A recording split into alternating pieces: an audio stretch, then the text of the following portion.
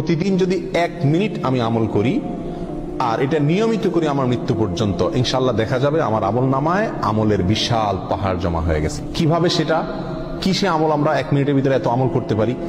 কয়েকটা আমরা নজির স্বরূপ বলতে পারি। 1 মিনিটের ভিতরে আমি যদি সুবহানাল্লাহ পড়ি, 1 মিনিট সুবহানাল্লাহ পড়লে 100 বার সুবহানাল্লাহ বলা যায়। এটা পরীক্ষা করে দেখা হয়েছে, আপনি পরীক্ষা করে দেখতে পারেন। সুবহানাল্লাহ সুবহানাল্লাহ সুবহানাল্লাহ গুনে 100 বার সুবহানাল্লাহ পড়তে কতক্ষণ সময় লাগে? সর্বোচ্চ 1 মিনিট সময় লাগে। 1 মিনিট আপনি 100 বার সুবহানাল্লাহ পড়তে পারেন। আর 100 বার সুবহানাল্লাহ পড়লে কি হবে?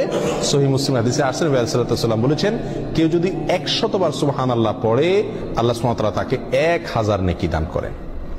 1000টি বিনিময় আল্লাহ তাআলা তাকে কিয়ামতের ময়দানে দান করবেন 100 বার সুবহানাল্লাহ পড়লে।